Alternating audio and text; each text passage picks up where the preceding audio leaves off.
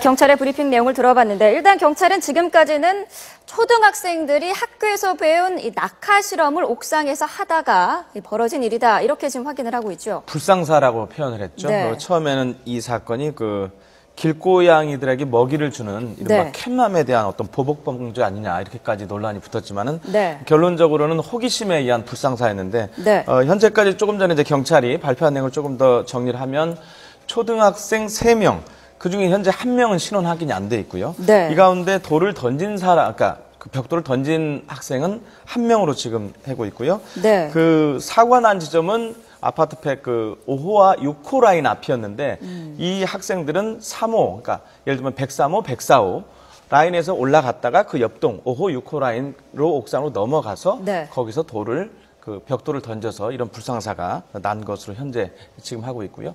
그 부모들은 아직 모르는 거 아니냐. 아직 조사가 완벽하게 이루어지진 않았지만 네. 일단 학생들은 알고 있어서 두려워서 말을 못했고 부모들은 아직 모르고 있는 거 아니냐라는 것까지가 현재 이제 경찰의 발표 내용입니다. 네, 낙하 실험 중에 일어난 불상사로 확인됐다라고 조금 전에 발표를 했는데 그렇다고 하더라도 동기에 대한 수사는 계속해서 이루어질 예정이죠. 그렇습니다. 네. 아직까지 진술에 불과하거든요. 진술에 불과하기 때문에 정말로 이 낙하 실험을 하기 위해서 했는지 그리고 지금 C군의 행방이 지금 묘연하거든요. 네. C군의 행방을 알아야만이 이게 가능하고요. 또 범행을 한 후에 네. 이 행적 관계를 조사를 해야 됩니다. 네. 그래서 개인적으로는 너무 경찰이 섣부른 수사 발표였지 않았나 하는 그러한 아쉬움이 들고요. 문제는 뭐냐면은 이 학생이 초등학교 4학년이기 때문에 형사처벌을 할 수 없다는 겁니다. 네. 지금 조사 후에 집으로 귀가를 시켜줘야 되는데 과연 귀가하고 난 후에 이 심정이 어떻겠습니까? 과연 학교는 제대로 갈 수 있겠으며 이 부모님은 이 학생에 대해서 어떻게 보호를 해주겠습니까? 이 부분이 앞으로 경찰이 고민해야 할 문제다 이렇게 생각합니다. 네, 만 14세 이하의 형사 미성년자이기 때문에 형사처벌이 지금 불가능한 상황인데 두려웠다라는 표현을 했다고 해요. 그래서 지금 인명피해를 미리 인지했는지 여부도 진술이 엇갈리고 있는 상황이라고 경찰이 밝혔죠. 네.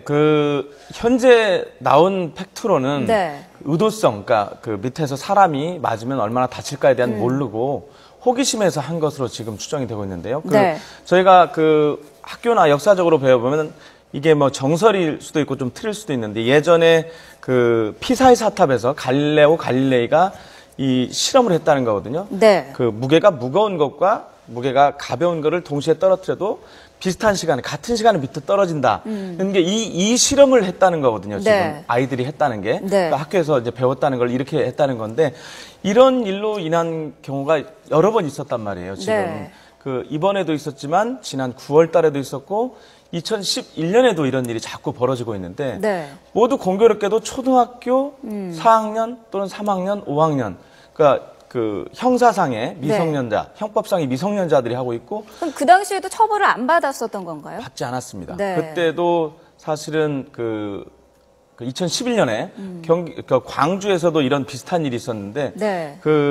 40대 여성이 머리에 돌을 맞고 네. 중태에 빠졌다가 나중에 숨지는 안타까운 일이 있었는데 결국은 호기심에서 실험해서 그랬다. 네. 그렇기 때문에 처벌을 받지 않았고요. 네. 형사상 미성년자였기 때문에. 그다음에 가장 최근에 송파구에서도 이런 일이 있었습니다. 초등학교 5학년 아이들 한 3명 정도가 역시 아파트에서 비슷한 일을 해서 역시 40대 여성이 머리를 다쳤는데 네. 역시 처벌은 되지 않았습니다. 그래서 문제는 뭐냐면요. 지금 10살서부터 13살 사이 소위 말하는 형사 미성년자들이 형사처벌은 받지 않지만은 네. 법원으로 가가지고 소년보호에 가가지고 보호처분을 받게 됩니다. 통상 이 학생의 경우에도 제가 볼 때는 가장 중요한 게 보호관찰 처분인데 네. 그 기간까지가 너무 길다는 겁니다. 지금 아마 이 초등학교 학생들은 물론 가해자이기도 하지만은 상당히 자기가 한 행동에 대해서 두려움을 많이 느끼고 있을 겁니다. 아마 네. 부모님한테도 혼날 거에 대한 두려움도 있고 또 학교에 가면 또 선생님이나 동료 학생들로부터 두려움도 있을 겁니다. 그래서 이거에 대한 어떤 대책 마련이 필요하고요. 보통 이게 강력 사건이기 때문에 현장 검증을 합니다. 네. 근데 이 학생들이 초등학교 4학년이기 때문에 과연 이 초등학교 4학년 학생을 대상으로 해가지고 옥상까지 올라가면서 벽돌을 시연할 수 있는 현장 검증을 할 필요가 있을까 없을까 이것도 고민해야 한다고 생각합니다. 네. 아무리 학생들이 의도는 없었다고 하더라도 피해자 입장에서는 굉장히 억울하고 안타까운 일이거든요. 학생들이 형사처벌은 받지 않더라도 앞서 말씀하신 부분이 그 촉법 소년으로 분류가 된다는 그 부분인데 만약에 그렇게 된다면 어떤 그 이후의 과정은 어떤 것들이 있습니까? 소년법. 그러니까 조사를 받고 나서 경찰은 소년부 송치라는 걸 하게 됩니다. 네. 그러면 법원의 소년부에서 보호처분 1호부터 뭐 10호 처분까지 있는데 거기서 보호처분을 하는데 네. 이 경우에는 어떤 고의적인 게 아니기 때문에 네. 통상 그 훈계나 또는 뭐 봉사명령이나 수강명령, 교육 수강명령 이런 데 그치고 있습니다. 네. 부모에 대해서는 예. 어떤 것들이 부모 같은 경우에는 그 이제 가해 학생이 만약에 특정이 되면 네. 그 가해 학생의 부모를 상대로 민사소송, 그러니까 손해배상. 왜냐하면 사망을 했기 때문에 네. 그 미성년자 아이를 관리할 책임이 있는 부모에 대해서 민사소송은 제기를 할 수 있습니다. 네. 자, 그리고 한 가지 그 의문이 드는 부분이 이 학생이 과거에도 한 3차례 정도 옥상에 드나들었던 적이 있다라고 얘기를 했거든요.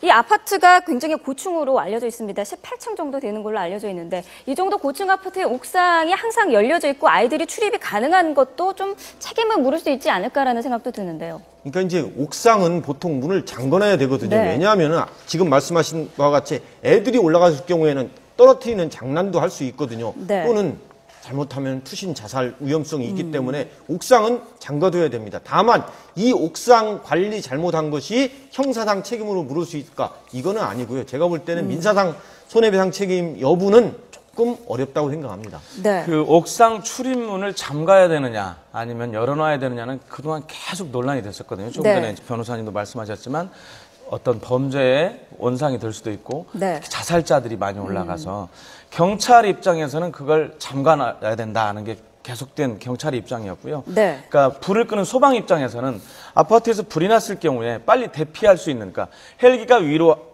내려앉아서 구조할 수 있는 장소가 또 옥상이거든요. 네. 근데 불이 났는데 이게 잠겨져 있으면 그 열으려면 한참 시간이 걸리는데 네. 불이라든가 이런 거가 발생했을 때는 그 골든 타임이 상당히 중요하거든요. 초반 시간. 네. 근데 그걸 언제 열고 하겠습니까? 그래서 항상 열어놔야 된다는 게 소방의 주장이었고, 그래서 네. 이번에 그 국토교통부에서 이런 건설 기준 일부 개정안을 해서 네. 앞으로 30채 이상의 신축 공동주택, 그러니까 아파트를 할 경우에는 평상시에는 잠겨 있도록 하는데 이게 불이 나거나 비상사태 시에는 자동으로 열리도록 해야 된다는 거를 이제 입법 예고를 했습니다. 이게 만약에 시행이 된다 그러면 네. 아주 바람직한데 그동안에 같은 경우에는 이 학부모들도 그렇고 저도 아파트에 살지만은 과연 옥상이 열려 있어야 되느냐, 네. 닫혀 있어야 되느냐 상당히 고민이 많았고 네. 아파트마다 기준이 달랐습니다. 이게 전체적으로. 네. 이게 특별한 획일적으로 한 게 아니었기 때문에 그래서 이번 사건은 그 옥상을 과연 잠글 것이냐 말 것이냐에 대한 그 논란도 다시 한번 부추길 것 같습니다. 네, 자 변호사님 지금 CCTV에 옥상에 올라가는 것으로 확인된 어린이가 모두 3명입니다. 그런데 벽돌을 던진 사람은 1명일 거란 말이죠. 그러면은 어떤 그 수위에서든 처벌은 그 1명만 받게 되는 건가요? 아까 형사처벌은 불가능한데요. 다만 네, 민사상 손해배상 책임을 할 때 이 3명의 부모에 대해서 손해배상 책임을 할 수 있느냐 이런 문제인데요. 네. 통상 보면은 3명이 올라갔습니다. 그리고 네. 1명이 비록 벽돌을 던졌다 하더라도 2사람 모두 거기에 가담했다고 볼 수 있거든요. 그래서 네. 민사상 만약에 이 피해자의 유족들이 손해배상 청구 소송을 한다면은 이 학생 3명의 부모를 상대로 해가지고 손해배상 청구 소송은 할 수 있다고 생각합니다. 그 부분은 좀 전에도 말씀을 드렸지만 앞으로 정확한 조사가 이루어지고 그렇죠. 수사 결과가 발표가 돼야지 그러니까 던진 학생의 부모에 대해서만 그 손해배상을 청구를 할 건지 아니면 네.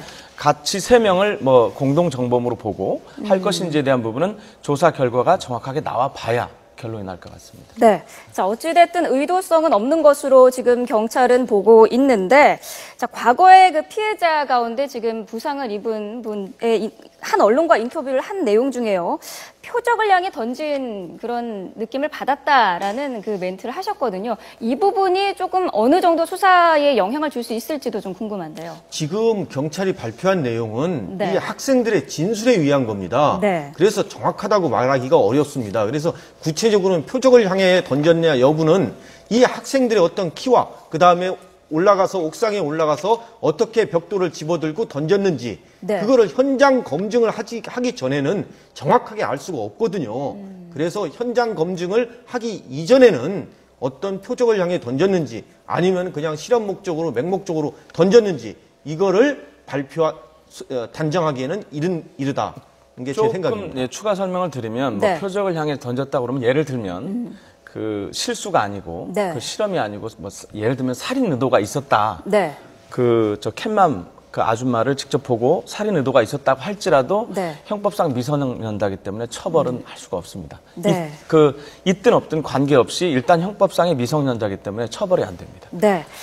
자, 이 학생들이 그런데 뭐 부모님의 손을 잡고 자수를 한 게 아니라 수사 과정에서 자백을 한 것으로 지금 드러난 거죠? 그렇죠. 지금 그 경찰에서 여러 가지 수사 기법을 지금 거의 지금 8일째 되는가요, 오늘? 계속 언론에서 많이 나오고 그랬는데도 학생들이 자수를 하지 않다가 네. 지금 이제 거짓말 탐지기라든가 이런 각 가정에 대한 사실상의 압수수색 이런 거, 그다음에 CCTV 영상 분석이라든가 그 3D를 이용한 입체적인 어떤 프로그램 분석 이런 게 자꾸 들어가니까 이 학생들이 분명히 더 이상 숨기다가는 잘못하면 큰일 나겠다 해서 아마 그 경찰에 자수를 한 게 아닌가 싶은데 그 부분에 대한 거는 정확하게 더 조사를 해봐야 될 것 같고요. 아까 네. 그 경찰 발표는 부모들한테 먼저 말한 건 아닌 것 같은데 그 부분도 확인을 해봐야 됩니다. 통상적으로 우리가 그런 일이 있으면 초등학생들 사람이 죽는지도 모르고 호기심으로 했다고 했지 않습니까? 네. 그러면 무슨 무서운 일이 생기면 일단 엄마 아빠부터 얘기할 거 아닙니까? 네. 그 부분에 대한 부분도 분명히 이제 좀 조사를 해서 확인을 해봐야 될 것 같습니다. 조사 후에 과연 이 학생들을 결국에는 부모로에게 돌려보내 줄 수밖에 없습니다. 네. 그리고 이 학생들은 학교에 또 나가야 됩니다. 이럴 때 어떤 심리적인 불안감이 많이 있거든요. 네. 근데 문제는 촉법소년에 대해서 조사 후에 소년부 송치할 때 그 과정에 대한 어떤 안전장치라든가 이런 게 하나도 없습니다. 이게 문제입니다. 알겠습니다. 자, 지금 그 학생들의 의도성 여부를 뭐 한 가지 추측할 수 있는 부분 중에 하나가 이 주민들을 조사를 해봤더니 평소에 이 고양이에게 뭐 먹이를 준다거나 이런 거에 대해서 주민들 사이에 불만이 있다거나 뭐 항의를 표시했다거나 이런 적이 없었던 것으로 지금 알려지고 있거든요. 이런 것으로 봤을 때도 고의성은 없었다고 볼 수가 있겠죠. 그러니까 학생들이기 때문에 이 범인들이 학생들이기 때문에 학생들이 과연 이 캣맘 하는 분들에게 어떤 고의가 있게 던질 만한 사유가 없거든요.